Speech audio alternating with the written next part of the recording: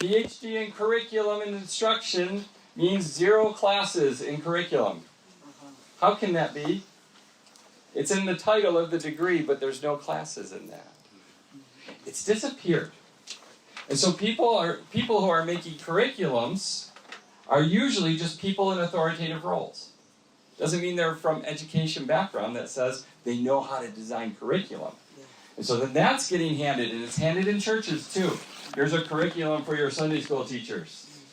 Your first question should always be, who made that curriculum? Who designed that? And how do they know? What is it? Who's the audience is the biggest question. Okay, so anytime, and people spend a lot of money on these things. I need a good curriculum for my church because my leaders in Africa are young because the population is growing so quickly that the church is growing as well. And by the way, 10 years, 141% growth in Africa for the church. It's amazing. My side of the world, 6% growth. That's almost the same as population growth. That's very sad. Okay? So Africa is becoming the leader with the church. But there's problems and challenges in that. And you say them all the time. We don't have enough trained leaders because everybody's growing. And then all of a sudden when a new leader's put in place, there's 20 more people behind them to fill it. And then it's, who's next with that? Then this question set is out there that says, maybe we should put a curriculum. Let's buy a curriculum. Then everybody can teach from that curriculum. Now, a lot of times that doesn't happen because of money, and I'm okay with that, because these curriculums do not meet the needs of Africans. They're from somewhere else in the world. So there's challenges. I'd like to identify some of those as we go through this, but I would like to broadly step back and say, what is the goal of these 3 days? Okay, the first goal goes back to me personally. I was a student teacher. All of that to get to this story. I was a student teacher in Australia. My first half had to be in America for student teaching. My second half was in Australia. Very different system. I learned a lot. I learned so much that I wanted to thank God. I was by myself at lunch, and I was walking to a place to get some food, and I turned around. I was in a field. I was by myself. I just turned around and I looked at the school and I said, thank you, God, for giving me this opportunity to be here. I was 21 years old. This was my 3rd country in the world. Most people at 21 don't even think about other countries, even in America. And I turned around and I said, why can't we be better? I'm talking to God now. Why can't we take the best things from Australia and bring them to America and give the best things from America and put them in Australia? Why can't we share that way? And I stopped and I prayed. I said, God, I want to be a good teacher. If I'm going to be a good teacher, help me to learn things from everywhere in the world that I possibly can and to give them back in a good way. I had no idea what I was talking about. None. I did not know I would be standing in Africa today. I did not know I would be trying to share life experiences with other places around the world. But I prayed that prayer naively as a young Christian, asking God to make me a better teacher. Remember, 9 years old. Mom, I'm going to be a teacher. Who gave that to me? Okay? And who gave that 9-year-old boy that sense? I'm in Australia and I'm praying to God. Who am I praying to? The same God that gave me that gift. Somewhere, a couple of years later, I'm in Russia. This was another scary thing. I'm in Russia. I'm in the principal's office. We're working together. It's fine. And they said, would you come and teach a classroom? And I said, of course. I'm here. What do you want me to do? He said, let's go teach this world history classroom. Teach something about American history. I'm like, well, what would you like? Anything you want about American history. We're hearing it from an American, so come into our classroom. I'm like, okay. And I said, okay, when would we do this? I'm thinking tomorrow, the next day. They said, oh, today. I said, when? Oh, now. So I'm walking to this classroom and I'm thinking, what am I going to teach? and I taught, and one of the people that brought me to the school watched, and her daughter was in the classroom. And we had dinner that night, her whole family, her parents, everybody, and she stopped and she said something to me. She said, that was a really great lesson today. I'm like, really? And she said, you're not just a teacher, it's a gift. Okay, I'm now back as a 9-year-old boy. Because I understood enough about spiritual gifts at that point. It made me in that moment reflect on God of saying, anything I do in teaching is God's gift to me. Anything. It's not me. Yeah. It's God's gift to me. That's our goal. That's our goal these 3 days. So what we're going to try to do is take that goal and put it into you. The same thing. If you're here, God called you to be here.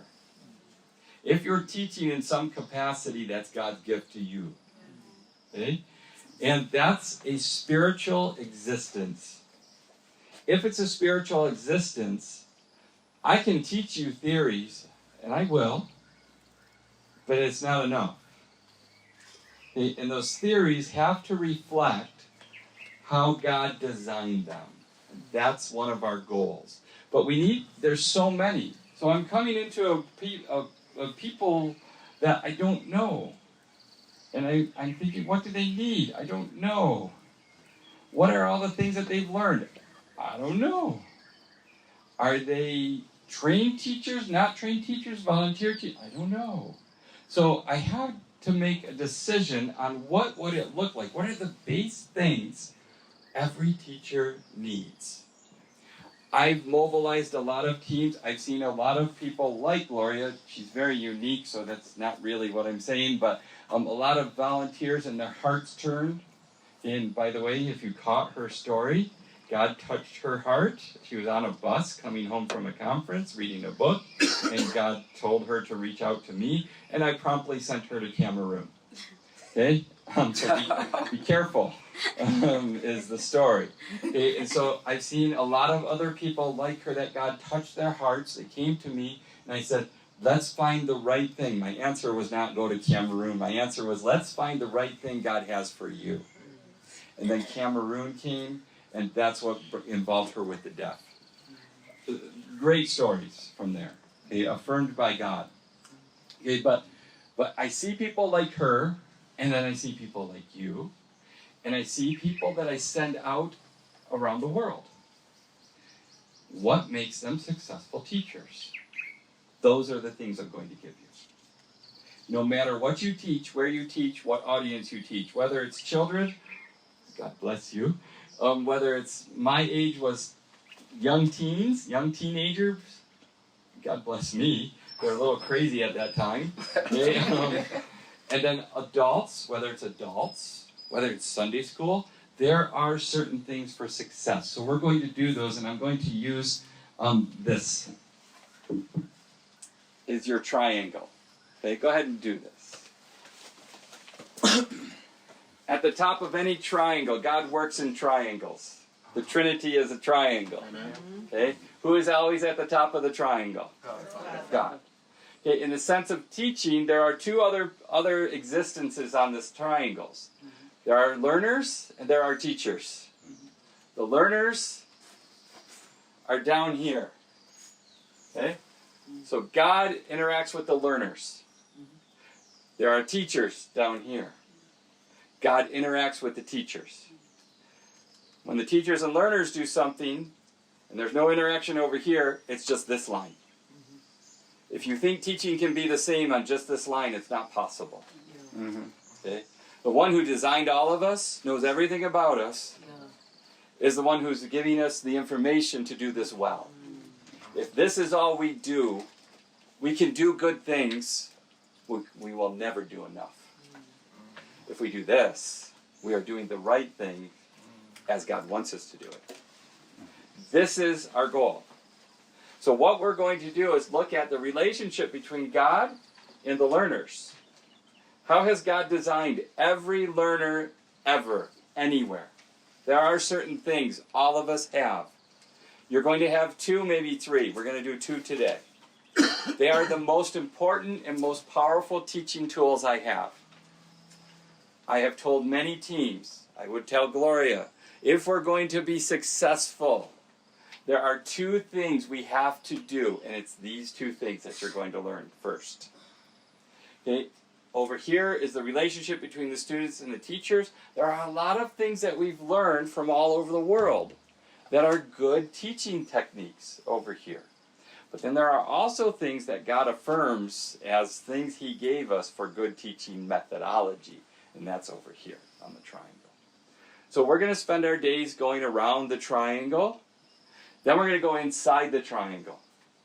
Inside the triangle are the things that really tell the truth of where we are as learners and teachers, both. Then we're going to go outside the triangle. There's always something trying to break that apart. We're going to look at them. One of them is literacy. Literacy is the devil's tool. I believe that. Why? I need to preach, teach, and disciple. How do I teach and disciple without being able to give independence to that on some level? Literacy is that tool for independence. Now, oral language is powerful, but it doesn't exist in our world very strongly today. It did thousands of years ago. It doesn't very strongly today. So we're going to work around this triangle, but I would like to illustrate it. I'm going to use stories. We're going to use activities. Everything we teach you will have an activity to it. Everything we teach you will have scripture that goes with it. But in the sense of this triangle, here's how I'd like to actually display this. Will you be Plato? I'll be nice to the audience right now. Okay. And Plato, I'll have her sit in a chair versus the right way because the ground. This is Plato. Okay? Plato is a 2,000-year-old story written about the same time Jesus walked on this earth. Okay, so it's a story someone wrote.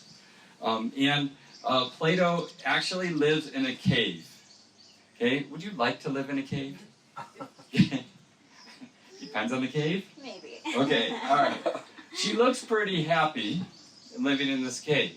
Are you happy? She's happy. Her friends and her family are here. And as her friends or family are here, she exists in this cave. It's the only life she's ever known. She's never gone outside the cave. She doesn't even know there's an outside to the cave. So her happiness is determined by her surroundings right now. The cave is very, very simple. You eat, you sleep, you have fellowship of some kind. Not a godly fellowship necessarily, it's a different story. Okay, it's just a human existence story. So she's living in this cave. Here's the thing that's strange to us. There's 2 things about this cave. The first one is there's these ropes or chains that everybody wraps around their wrists. Okay, so, and not together, but like, why? They're just on there. The reason is because the cave gets very dark at times, and so you're always attached to something. Okay, and you're attached to it. You're bound by it. The other thing is most times she is on her knees. You don't need to do that. Okay, she's on her knees, and that's because the cave gets very small in some places, and it's mostly easier to crawl and walk on your knees than it is to be upright. So that's her existence. She is here in the cave, and there's a gathering spot. The gathering spot is like this tent, except it's got rock. There's one flat wall, and on that flat wall, what they use it for is entertainment. So they will have people. So she came, they had a meal together, and now they're going to be entertained. And so there's someone who would make a fire. Would you make a fire right here? Just yeah, thanks. Maybe you're the fire maker. I don't know. So he's making a fire. Maybe you're the shadow puppet maker. Come on over. You just volunteered yourself. You're standing just in front of the fire. And you are making shadows on the wall. A bird, very nice. I see it. Okay, now, he doesn't just make animals, he's making a story. And Gloria is watching this story. And he's doing a very good job. And she turned to look and see who's tonight's story maker. And she looks that way. But she doesn't see him. She sees a light back there that's glowing. Do you see it? Yeah, I see It is glowing. So bright. It's right off the car. Okay? And she's very curious what that is. And so she asks her friend, do you see that light? Do you see the light? Yes, I see the light. Yes, and she turned around right away and said, watch the story. Shh. So she's very proper, very nice, very formal, respectful to the shadow puppet maker, and wants to give all the attention over here. Who cares about the light? What's wrong with you? Okay? But she can't stop thinking about it. So then she goes to her friend and says, will you go with me to see the light? Yes. No. So he won't go. He actually laughs at her a little bit and says, what's wrong with you? Okay? Why do you want to go see this light? And it's now interrupting people. Well, she gets quiet for a few minutes, but then she learns, I'm going to go. She's determined, I'm going to go. So she stands up. People are shocked. She takes off the ropes. Now they're upset. Some are angry. Some are shocked. Some are laughing at her. But she decides she's going to walk towards the light. You can go a little and come back this way. And so she's walking. It's hard to walk. She even stumbles a little bit. She gets a little dirty. And as she gets closer and closer, she sees more and more light. And she comes. The light is getting brighter. And then her eyes have to adjust. Her eyes now are dripping with tears a little bit because of this. It hurts. But she comes out and she sees something so beautiful. Oh, wait, that's me. So it's outside. She sees something amazing and beautiful. Okay, and now her eyes are tearing up because it's so amazing. She sees colors she has never seen before. She touches the ground and it's soft. She looks up and she sees this ball of fire. And it's amazing. And then she sees things flying in the air that are not the bats of the cave. She saw her breath. She can't believe it. She said, I have to tell people what I saw. And she runs back in the cave. She falls and she's really dirty now. She comes back. Her hair's messy. I won't touch it. And she comes back. And remember, her eyes were tearing up. So she's got tears stains down here. And her hair is messy, she's dirty, and now everybody thinks she's lost her mind. And the shadow puppet maker has to stop, and it's like, what is happening? And people, again, are angry, upset. Some are making fun. Her friend finally says, wait, what happened? And she stands up, and she's going to tell everybody what she saw, except she doesn't know how to describe it because she didn't have the words. So she put the chains and ropes back on and she sat down quietly for the rest of her life. Thank you. Okay, thank you, Firemaker. Thank you, friends. Okay, thank you, Plato. Okay, that actually has a biblical background to it too. That story is not biblical. That actually was written by Plato, the author, the philosopher. Okay. And he wrote that basically expressing is that we sometimes find ourselves in situations where we know there's something more. We know there's something beyond where we are in our existence. But until we have the words, we are powerless to impact change with that. And so most people just sit back down until they have the words to say. I want to give a different example in the Bible. Moses, Exodus chapter 3. I want you to hear Moses. He's an interesting person. I love Moses because of how much he changes. Okay, so I'm going to begin with reading out of Exodus chapter 3.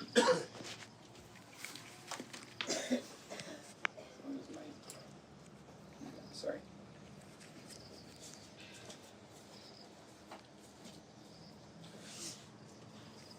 Okay, now Moses was tending the flock of Jethro, his father-in-law, the priest of Midian. And he led the flock to the far side of the wilderness and came to Horeb, the mountain of God. Remember, Moses was fleeing, hiding, running. And he was using his father-in-law as part of that. He did not want to be. He had murdered a person. Okay, and so he was just out there. Remember who he was and where he was brought up. He had access to all of the wealth of the kingdom, because that's where he was brought up, but he was fleeing and running. And why? Because he was discontent with how people were being treated. Okay? And so there's all of this emotion inside of him, but he left it to go hide. There, in verse 2, there the angel of the Lord appeared to him in the flames of fire from within a bush. Moses saw that though the bush was on fire, it did not burn up. I don't know how many people would actually go up to the bush. Okay? I probably would go up to the bush, but once it started talking, I might to be honest. So Moses thought, I will go over and see this strange sight. Why the bush does not burn up. I'm with him right now. When the Lord saw that he had gone over to look, God called to him from within the bush, Moses, Moses. This is where I run, right here. And Moses said, here I am. And that becomes a famous phrase that goes through other people in Scripture, by the way. It's in Isaiah. It's also in Samuel when he's called. And it should be within us as we are called. Amen. Okay? And so it's a great phrase that really is a stopping moment in Scripture. But then he's told, do not come any closer, God said. Okay, just to be clear, I'm glad Scripture has it. It doesn't keep referring to him as the flame. Okay, very clear. God said, take off your sandals, for this place where you are standing is holy ground. Then he said, I am the God of your father, the God of Abraham, the God of Isaac, the God of Jacob. At this, Moses hid his face because he was afraid to look at God. He hid his face. Remember this. I'm going to read a parallel passage, not today. Another day. These are important characteristics of Moses. This is a teaching moment. Who is the teacher here? God. Who is the student, the learner? I am. Okay? And let's just keep looking what's happening. The Lord said, I have indeed seen the misery of my people in Egypt. He went right to knowing who Moses was. Why was Moses hiding? He committed a murder. Why did he commit the murder? The misery of his people. He had a discontent in him that gave him rage, that caused him. Two things to identify.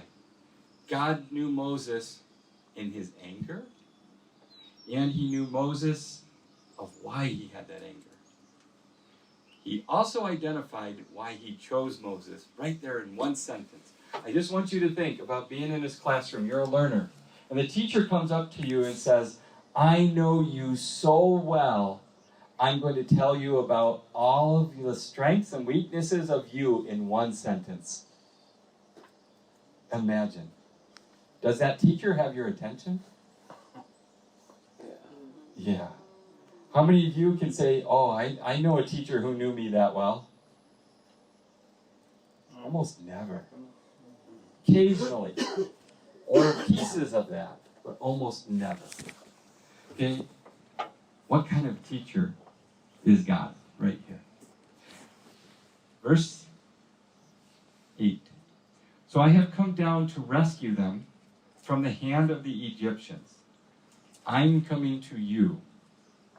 And I'm coming to you in the a strange form. The God of this universe is coming to you in a bush? For you? What kind of teacher does this? How many teachers are so full of pride and authority that they never once humble themselves to get to the level of that learner? Most teachers. This is my classroom. This is my arrangement of seats. This is my authority. This is my command to you. This is what you will do. That didn't happen here. This is God's universe. This is God's world he can come to in any form, clearly.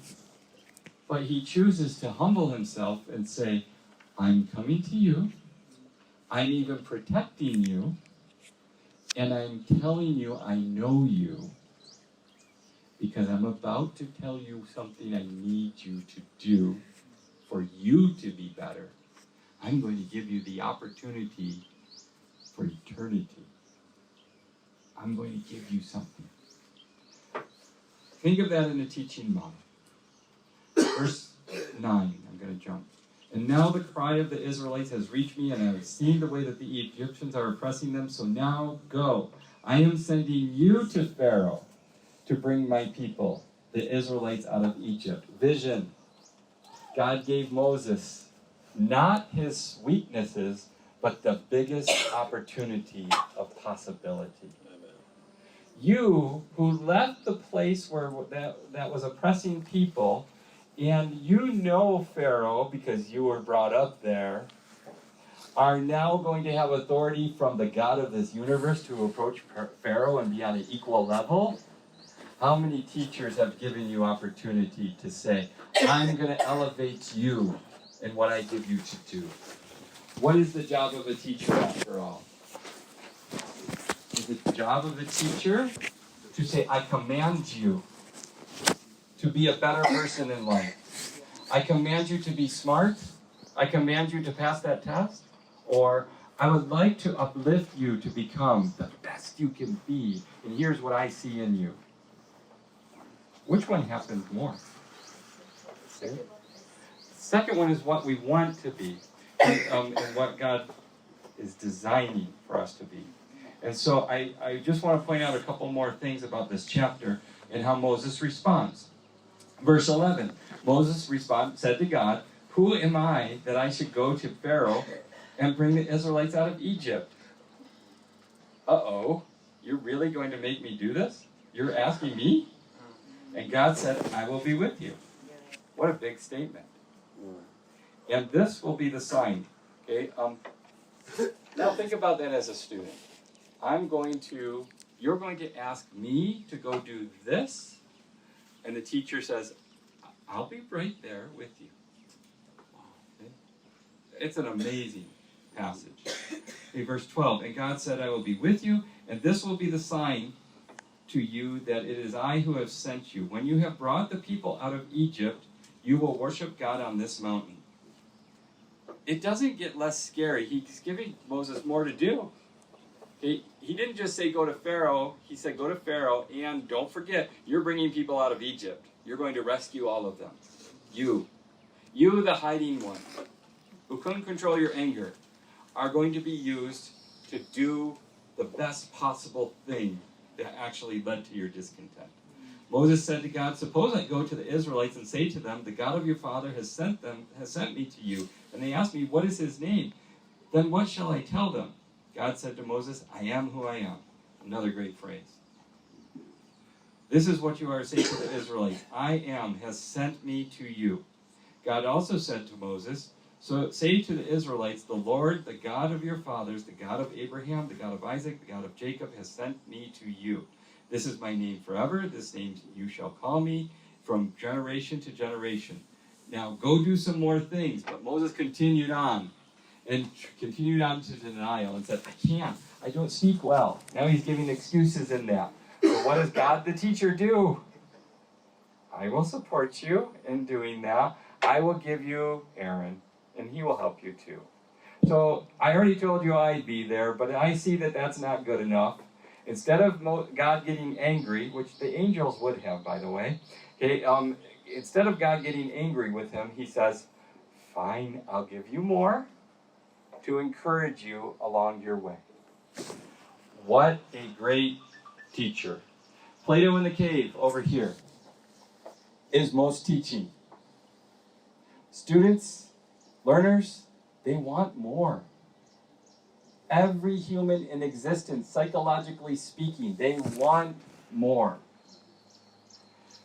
But if they see an opportunity to do that, are they ever really given the freedom to go do that and get that? It's usually sit back down, put on your ropes, watch, listen, shh, don't speak, do what I tell you, don't disrupt. Versus a God who says, I see you. Let me take the time to pull you out. Now there's some things that I want to show you. That's a big contrast. I don't want to do this. I don't want you to think I'm a teacher from the West coming here thinking I live in a superior teaching system. I do not. And actually I watched her and her sister's a teacher too, and I watched them last year in Tanzania say, wow, how do they discipline them so well? And they have so many more students. So we identify that there are strengths and weaknesses in every system around the world. Okay, I've been to 56 countries, and so I've seen systems. And I will never, ever say to you, I come from I don't. Okay, I come from a place that has a system. There are strengths and weaknesses. Let's take those strengths. Let's also identify the weaknesses and not repeat them somewhere else. Okay, and so there are strengths and weaknesses here that I know and don't know as well. And I want you to understand that. I'm not coming in with saying, I know better. I don't know better. I have some things that I've witnessed that I'm going to bring. Okay, and then I take them back to Scripture and affirm them. And that's how we're going to approach it. Okay, and so overall in teaching philosophy, God is a kind and gentle and merciful teacher. People who say things like the God of the Old Testament was mean, it makes me upset because I go to chapters like this and they say, what a loving God would take that moment and give that opportunity to one person. If all you ever do in your life as a teacher is give one person the biggest opportunity for eternity, you've done something. But I think you can do it over and over and over again. So we're going to start, and that's how I want you to see this, is God gives us things. Okay? And we want to touch those lives and bring them up. How specifically do we do that? It's fun to read a passage like that and say, look what God did to Moses. But there's a how. We're not God, and we fall way short. So how can we do some things to build habits in us that's better? So here's what I'd like you to do. Is take, I like a lot of 90-second breaks. And the 90-second break is usually to do something. It's actually called a state change. Is that all was an introduction to say, what are we going to do? We're going to go down the first side of the triangle right now. And we're going to teach personality. Personality is the first most important thing. When we say to Moses, how did God know Moses right where he was? Because he's God, so we're not. So what can we do? We can use personality as our first weapon in anyone that we teach. It is one of the most important things that we can do. So I would like you to answer the question Moses could not answer to God, and turn to a neighbor and just tell them who you are. Moses said, who am I that I should go lead these people? Who are you as a teacher? Share it with the person next to you. We're going to do the first lesson right after that. Okay, it's really not fair to give you only a few seconds to define yourself, but it's just a warm-up question. The who am I as a teacher is a challenging question. But that question is going to come back in a couple of days, and we're going to revisit it. One of the first things is personality and knowing specifically who you are. Okay? And we're going to actually define who you are. Remember my background. Okay? I had a little bit of journalism. I didn't say that earlier. Okay? And English teaching. Then I did English as a second language, and then political science. And then I went to seminary to learn about God more. And then psychology was in that. Okay, this comes from the psychology piece in here. Now, psychology can be a very, very strange field. I studied it under a Christian institution. Wow, if it wasn't, it's very different. Yeah. Okay, and so you need to understand the background of where it comes from. And that's where I actually got the phrase from the instructors there, all truth is God's truth. Yeah. Okay, and so we're going to look at your personality. There are many, many, many personality tests in the world. Some take hours. Some have 150 questions. They're very good, they're very in-depth. They're very research-driven. Some are not very good. Some are very playful. Some have colors. Some have other things. This test is a 5-second test. And we're going to determine what your personality is from 5 seconds based on the test Gloria is going to give you. Okay? And I'll talk about the shapes afterwards. Okay. If you have your shape, you can put it down for now. You'll use it in a little bit. Each one of these represents a personality. There's a woman, her name is Connie Podesta, and she claims with 96% accuracy, the shape you chose determines your personality. Now the question is, can I tell you your personality from your shape? Yes. Okay? Let's see. She's going to read from the Bible a little bit because we want you to see this through the Bible eyes still. Okay? And she's going to read about Peter. Okay, which is one of my favorite New Testament characters, because Peter is an interesting personality, out of more so than most. So for Peter, as Dan was saying, he's a very interesting character in the Bible. He's very bold. Sometimes it seems like he does something before he truly thinks about it, or maybe says something before he truly thinks about it. And so I wanted to look at some moments in Scripture where we see Peter kind of getting ahead of himself. So one of those moments was when Jesus was with his disciples, and as Jesus was letting them know that he is going to die in 3 days and that he will come back to life, Peter is rebuking Jesus. He's saying, how can this be? And he tells him to get behind me, Satan. And so we see Peter maybe not being aware of what God was doing in this moment. And he's thinking of worldly things. And he does say that on here. It says, for you are not setting your mind on the things of God, but on the things of man. And then we see in Matthew 14, this is where Jesus is walking on the water.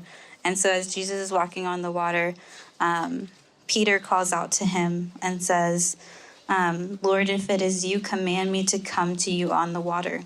He said, come. So Peter got out of the boat and walked on the water and came to Jesus. But when he saw the wind, he was afraid. And beginning to sink, he cried out, Lord, save me. Jesus immediately reached out his hand and took hold of him, saying to him, O you of little faith, why did you doubt? And when they got in the boat, the wind ceased. And so what's really interesting here is to see Peter's personality. We see that he is bold. No one else on the boat asked if it's you, Lord, to come out into the water with him. He was the only one. So he has a bold faith. But then at the end, it still says, oh, you of little faith, why did you doubt? Because seems like he got in his head. And the last one I want to point back to is where Jesus is being arrested. And so we see Peter here cut off the ear of a man because he was arresting Jesus. And so again, there's this boldness to Peter that, he is going to react. He's going to do something about it, which can be a good thing. But in these situations, it wasn't necessarily the right thing. But here he's walking with Jesus and learning.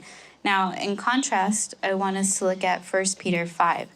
And so in 1 Peter 5, we're going to get to see the contrast between Peter at the beginning versus Peter after which is a really powerful thing to see.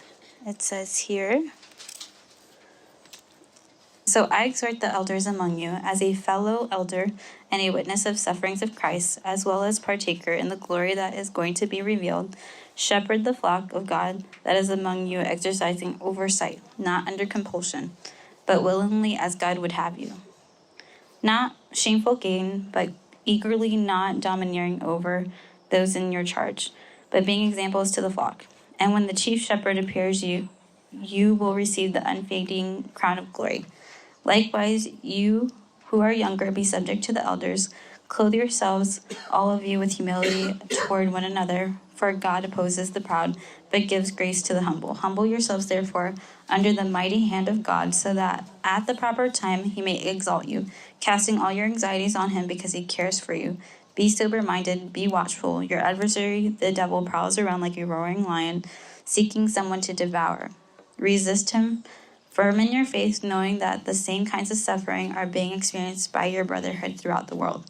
And after you have suffered a little while, the God of all grace, who has called you to the eternal glory in Christ, will himself restore, confirm, strengthen, and establish you. To him be the dominion forever and ever. Amen." So when we look at this, we're like, is that really Peter talking? Is that really what he's saying? But it changes, and so he still has boldness in the words that he's saying. He has his faith. It's strengthened. It's like he's kind of improved upon himself. But Jesus knew that. He knew his personality. He knew that Peter would be that rock that establishes the church. And we see him grow and build that foundation there. So let's see if this is accurate. If you held up a square, could you show me again, those of you that are square?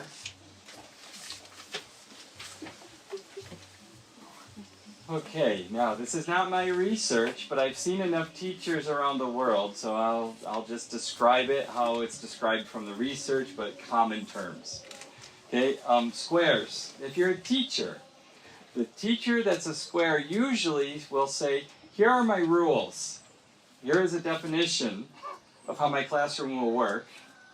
And these are the ways that you're going to learn. And they give a lot of directions to details that are out there. So the square teachers are ones who would say, there's rules, there's organization, there's process, there's steps, and here's all the things you need to know. So they're giving you everything they think you need to know, and then you are allowed to go forward.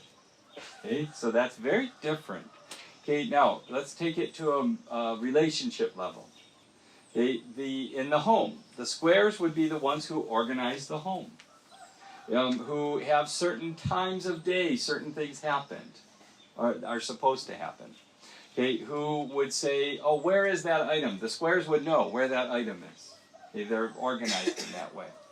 Other personalities, not as much at all. A lot of times in a classroom, and I don't know Kenya in this way, it could be all the classrooms run a certain way. A lot of times culture overrules some things. Okay, but in an American setting, you might have a classroom where there's circles of chairs. In others, you have groups. In some, it's rows. A square generally will have rows, so the teacher can be concentrated on, so that everything can be explained well. Okay, directions, explanation, things like that. Are you a square? No? Okay, so I don't know if it fits, but wait and see if the other ones don't interrupt. If it fits, that's one affirmation. If nothing else sounds better, that's two affirmations. Okay, and so that's squares. Okay, usually squares are looked at as very serious people as learners go. Okay? Not necessarily when you're having fun, but if you're in a setting where learning is taking place, you will be a very good student listening to the teacher very well. Okay, and so it's different. Doesn't mean you don't have fun. It means that you take something seriously and want to learn all of the things that are being said. Versus the triangle. How many of you said your triangle? Okay? A lot of triangles in the room. Triangles are let me say it as, let me go back as students a little bit, because I said teachers, but as students, the square students are the ones who will ask the teachers the most questions. And they will ask for the rules. They will want to have comfort in their performance. They'll ask for their grades as well. How did I do? Is a question a square student would ask. Okay, a triangle student. As the teacher is giving instructions, the triangle student would be doing the work already. They're already starting.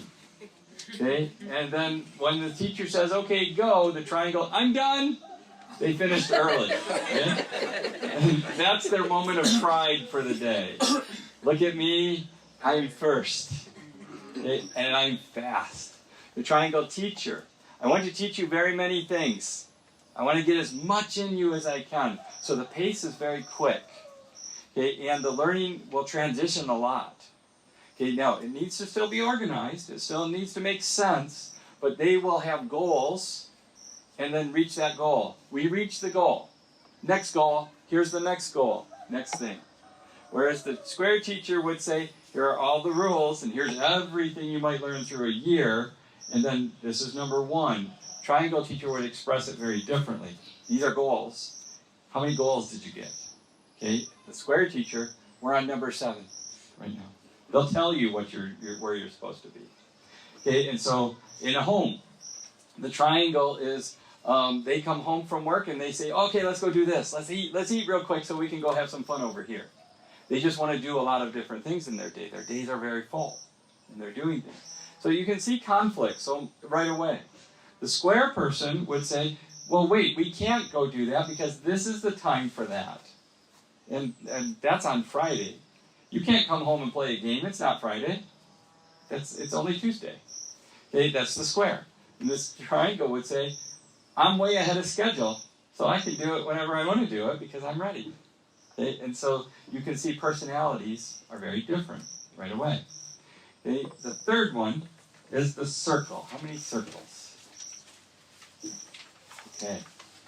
This is a little different in Africa because your cultures tend to be more relational than Western cultures or European culture. We're less relational. We're a little stiff, honestly. Okay, when we come to Africa and everybody's so welcoming, and I mean, you say you're welcome all over the place. And you know what we do? What does that mean? Okay, and we're trying to figure it out. Okay, now I've been here enough. I understand you're really welcoming me. But we're like, what? We never say that. We actually give directives. Come on in. Okay, or sit down. Or make yourself at home. That's a little more friendly. It's like we're bossing people around. Okay, come sit down and make yourself at home, even though I told you what to do. It's very strange. Okay, and so a circle personality is very relational. They are the first people. Okay, as this activity was happening, you are probably the ones who talked first. And you turned to each other and said, what do you mean a circle? Okay, and you know what a circle is, but you still had to say it for some reason. Because you're relational. Okay, the student as a circle will turn to others and they will say, what did you get on your test? Okay, the triangle looks at it and says, it's good or bad, and they put it away. The square, if it's not perfect, they're ashamed, they put it away. If it's perfect, they'll show everybody. Okay? Okay? The circle, they don't care. If it's bad, I need to find somebody who else was worse than mine. Okay? If it's good, they'll say, that's nice. So how'd you do? Okay? And that's, I mean, it can be a little driven that way, but the relational part is important. Whereas others are not talking, they're talking. So imagine a circle going up to a square. How did you do on the test? I did okay. The circle's going to keep pressing. What's okay mean? Let's talk about it. What's your definition of okay? Okay for me is I didn't fail. Okay? And the square is saying, I have to go somewhere else. And the triangle's like, shh, I'm studying for the next test. Right? The squiggle, how many squiggles? The squiggle says, There was a test. They missed it. They're enjoying life. They enjoy life the most. Okay. Now it's not like they're unconscious. Okay, but if the moment is over, they're not going to dwell on it. The square may dwell on things and feel good or bad. The squiggle is they may feel good or bad, but they're the first ones to say, maybe I'll do better next time. Okay, and yeah, I really didn't study. They'll even justify it, say it. They might even laugh about it and be like, okay, whatever, I'll do better next time. And they'll measure themselves. Everybody measures themselves. But a squiggle takes it differently. Okay, so the squiggle is still having a good time. And the teacher says, and your next test will be in 2 weeks. The squiggle's saying, when? They forgot already. The square wrote it down. Okay, the triangle is planning out their days, okay, for when they're going to prepare for that test. And the circle is saying, you want to study? Okay, and they're looking to somebody for that. 4 different personalities, really, really quick. And so the teachers, what does a squiggle teacher look like? Wow. Many schools will tell the squiggle teacher they're not a good teacher because of their personalities. Okay, and so if they like to have fun and play games and do things, the square is the first to criticize them and say, you need to do better as a teacher. You need to have some standards. You're not doing well at all. Stop having so much fun. They'll even say it that way sometimes. Okay, and so you can see the personality difference. How many of you say, this test worked for you, that was right? Okay, about half, maybe a little bit more. Okay? That's not bad. It's not 96%, but that's not bad. Okay, here's the important thing for you to know. It's not about the 96% accuracy. It's that these personalities really do exist. And if, as teachers, we don't acknowledge who are we and who are they, you're never going to get to that point where God was with Moses. Ever. You cannot. Okay, and so you can't say, Moses, I know who you are, and here's what I see in you, and here's what I want you to become. That's what God did. Well, the teacher who doesn't acknowledge personalities don't get to do it. How did Jesus say, get behind me, Satan? Why did Peter not run away? Why did Peter not become Judas? Wow. Because Jesus still knew him. Peter knew that Jesus knew him. Why did you have so much and so little faith at the same time? He didn't actually call Peter out. He did a little bit for cutting off the ear. He's like, don't you think I could have done this myself? And he heals the ear. Okay? He didn't sit there and say, again, you're Satan. But he let him know. He knew what Peter could take. And he also said, I'm going to build my church on you. And who did Peter become? Did his personality change? It did not. In 1 Peter 5, there were some interesting things in there. It was the most serious topics. The devil is prowling around like a lion waiting to devour you. And the people are saying, so what do we do about that? And Peter tells them, here's what you do. You humble yourself, you teach each other, and you do it out of your heart, your willing heart. You do that. Okay? I'm speaking to you boldly. I'm speaking to you in truth. And I'm speaking to you against the devil who actually got me pretty good. Okay? And I'm using that experience, but I'm still who I am. Okay? And you see that? I also want you to think about it this way. Matthew, Mark, Luke, and John. Matthew. Think about the book of Matthew. Think about the book of Mark and the difference. Mark is the shortest of the Gospels. Matthew is the longest of the Gospels. Matthew, Mark, and Luke are similar Gospels. John is nothing like the other Gospels. Which one was a square? Matthew, Mark, Luke, or John? John? Okay? I think John was this. Yeah. John was a little different. Yeah. John was a little odd at times and symbolic. Okay? And so, I think, when you look at Luke, yeah, Luke, I'm a doctor and I'm going to tell you exactly what you need to know in the exact detail you need to know it. I'm Mark, and I'm going to tell you as fast as I can. I'm Matthew. I'm going to make the stories a little bit better. Do you see it, the difference between the four? When you teach somebody and you come up and you say, I am a square, and I don't care if you're square, triangle, circle, squiggle. We need all of you. And I'm going to give you percentages in a minute. I'm a square, and you're a squiggle, but you must learn by my rules. Okay? How will she do as a student? She's going to struggle. Doesn't mean I should not be a square. I'm a square. I should meet her somewhere where she is. Are you squiggle? Okay. And so we need to meet and identify the gap in there. I want to give an example. For my teaching age, my age was 11 to 14-year-olds. That's who I taught most. Okay, as I taught them, 64% of them, squiggles. Think about 11-year-olds to 14-year-olds. It's the second biggest change of their life. Okay, they go from the first 5 years of development, I'm a baby, to I'm now ready to go and start learning in school formally. That's huge. It's an enormous change. I can't even feed myself. I'm doing that. The second biggest change is 11 to 14. I'm a child who likes child things becoming an adult. What a mess. Especially now with our phones, by the way. Okay. All these voices in their heads. 64% of them are this. 70% of teachers are this. By the time this group gets to 11th grade in school, most of them hate school, most of them feel no value, most of them will say, teachers don't care about me, schools don't understand me.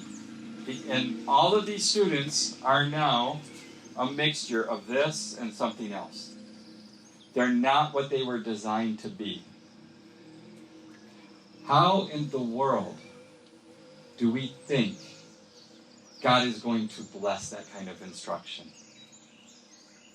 God designed me to be something, and you're telling me to be you. Oh. Where will that come? Is that what God did? Is that what Jesus did? It's not. And so the first and most powerful lesson is, who is in front of you? I have a story to go with this. I was teaching in Australia. This is my worst and best teaching story. I was teaching in Australia, and there was a great teacher. The reason she was a great teacher is she could control the room just like that. Anything. We would walk to the room, and she would say, let me show you what I'm going to do today. And she'd say, it's going to be very serious and intense. And she'd walk in, and she would be this. And she would run the room like that. And she had those students moving, almost in fear, just the right amount of fear to where they were like, yeah, okay, great. And then the next day she'd say, today, I'm going to get them talking. We're going to go in. And she would be this. She would sit down very casually on the desk. And she'd say, I had some fun things over the weekend. And she'd talk about something, nothing about school. And then, did anybody else do that? And they're all talking. It's like, okay, so let me shift. I'm watching the time. We need to talk about this a little bit. And they're all just talking the same way. She knew. She had them. Every single moment. So I had to teach in front of her. And I was teaching, and I had this great plan. Great lesson plan. Every detail to every minute was developed. And I had this plan, and it was on a clipboard, and it was right here in front of me. And I was teaching to every minute. I'm watching the clock. I'm watching the plan. I'm watching the students. And the student, Ben, he raised his hand, and he asked a question. We were going to write stories for a newspaper article, and we were doing that. And it can be about anything you want, but you got to pick a good topic you really love, so something about you. And Ben raised his hand, and he asked a question, and we kept teaching and going. And I finished the lesson, and the teacher said, how did you do? How do you think you did? And I said, I think it went really well. What do you think? And she said, well, can I have a copy of your lesson plan? I'm feeling really good now. I feel so proud of myself. And she asked for a plan. And I thought she was a great teacher. And it's like, oh, she wants my plan. I'm so good. And she said, you did terrible. And I said, but you want my lesson plan. She's like, your lesson plan was great. You did terrible. I'm like, oh, ouch. Why? She's nice, kind of. And she said, tell me do you remember the student over there that asked you a question? I said, yeah, Ben. And she said, what did he do? He asked me a question. And she said, what did you do? I answered him. And then what did he do? He asked another question. What did you do? I answered him. What did he do? He asked a third question. What did you do? I said, I need to finish my plan. I'll answer later. She said, he has not participated once ever in my room. He has never raised his hand to ask a question. You had him. He was there, and you didn't see it, and you let him go. She taught me something. Put down your lesson plan. And I never, ever taught with anything in front of me again, ever. They put it down and look at who's in front of you. And if you can't do that, you can't teach. It's the first rule, and it's the first truth. Okay? And it's the first thing. Okay? Do you really think Jesus in 3 years could have moved so many people if he didn't see what was in front of him? He did, and he did it in all kinds of ways. He did feed 5,000 people. He did stop to heal people. He did stop to say, who touched me? Why? He wanted to know who was in front of him. And that's what began the teaching. And without it, nothing else matters that I teach. Nothing else matters that you teach. If you don't do that first thing, you've lost your audience. You will get a certain percentage. I just want you to think about the percentage. In middle school, which is where I taught, 70% of teachers were square and 64% were squiggle. The percentage of getting those 64% were very, very, very low. And so you're now playing a game of how many can I get by percent. Well, what if Jesus did that? How many percentage of people can I get that I interact with? Oh, the true interactions, okay? Now, I know there were Pharisees, and I know there were people that were going on. That's different. That was not his classroom. In his classroom were those who came to listen. And he got them. Always. Okay, and so the first one is personality. How are we doing? Okay, so that's the first and most powerful one. I'm going to talk about a student named John in a little bit. Okay, John is a person that I met from another country. Okay, yes? A question before we go to the next one. Yeah. On personality. Do you, okay, once you identified that you have 64% who are maybe in this category, what about the next, the 36%? Yeah, good question. There's a lot of different ways to kind of look at those numbers too.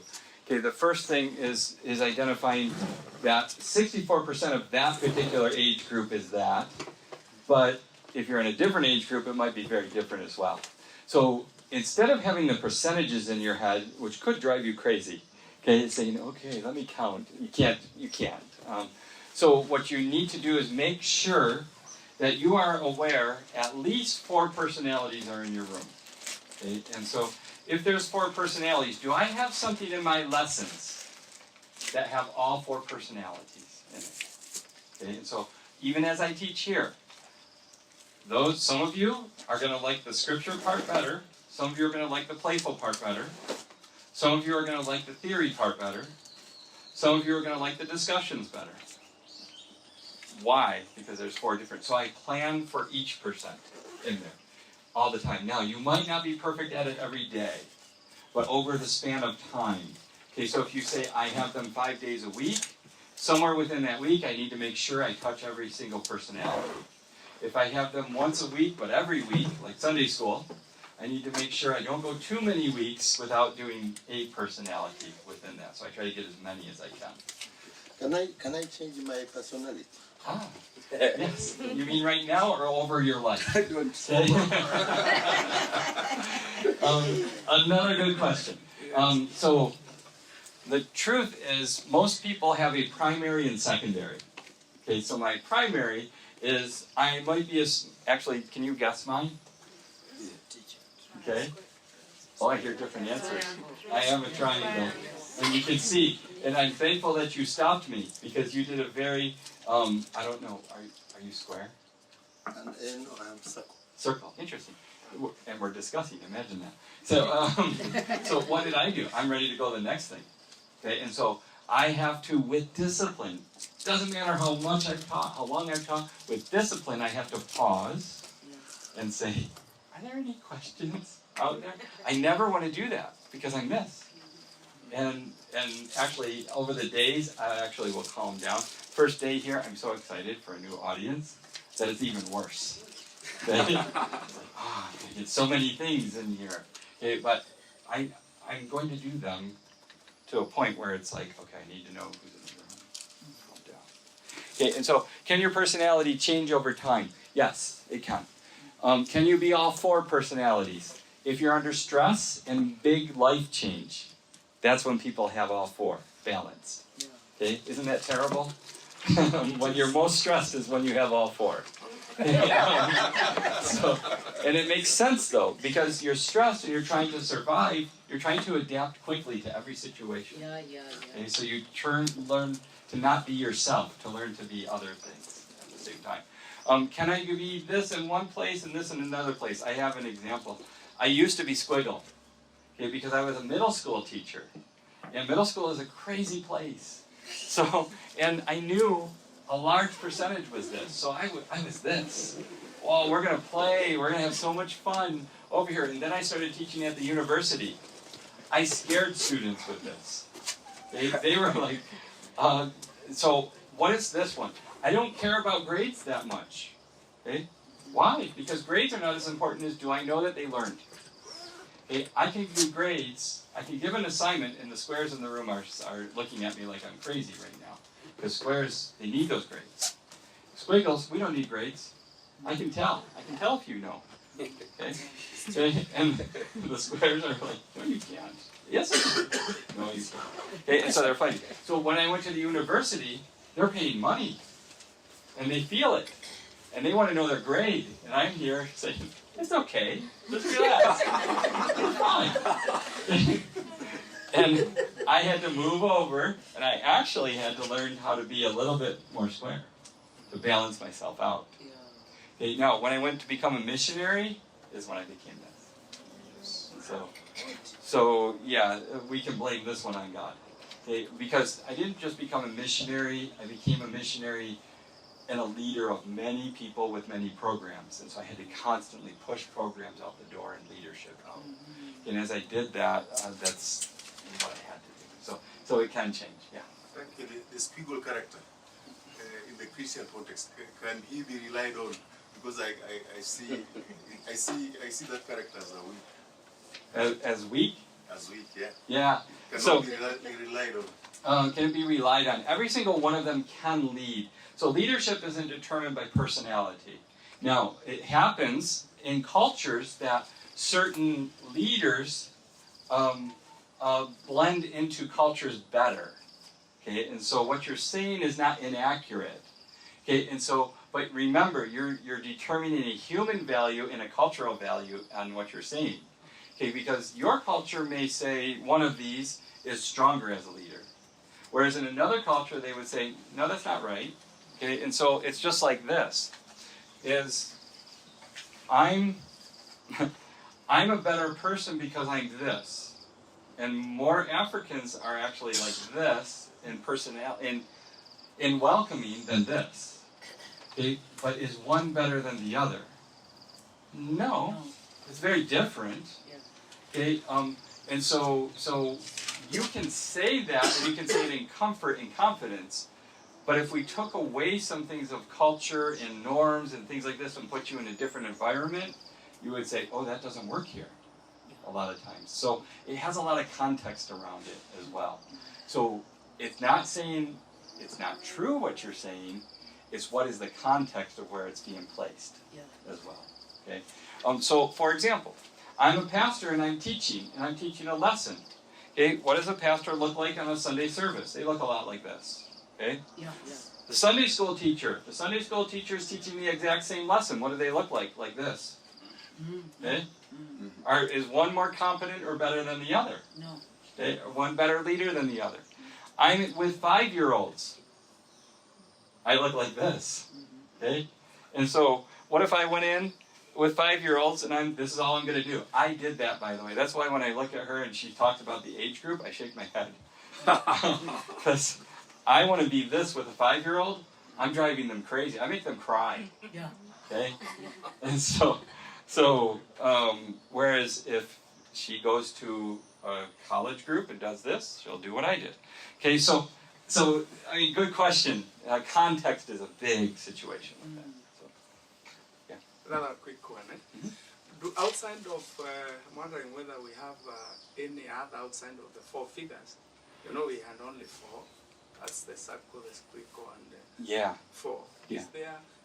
Can one be the 5th or 6th? If there is any. There is, in this particular model, they would call it blending.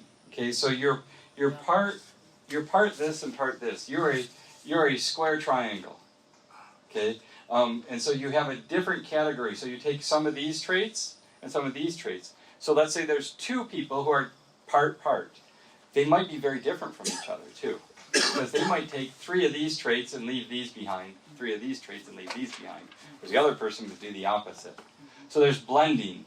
But then there's other personality tests that have 16 personalities. It depends. Now, here's the challenge for a teacher. How many do you want to try to remember as you're looking over your classroom? Okay, yeah, 16 is really hard to do. Some teachers do it, and some teachers actually, I've seen conferences where they put a name tag and they put a number on there for which one you are. And then they run their lesson based on that. That's a little too much for me, personally, because I used to be a squiggle. You know, the square, they love preciseness, exact. Okay, and so there are more. Okay, but it's a different test for more. So what happens? This all comes from. Okay, now I'm going a little deeper. This all comes from. I'm sorry for this. Have you ever heard of the psychologist Sigmund Freud? Yeah. Yeah, don't study him. Okay, he's a mess. Okay, and he led to a lot of bad theories. There was a student of his, Carl Jung.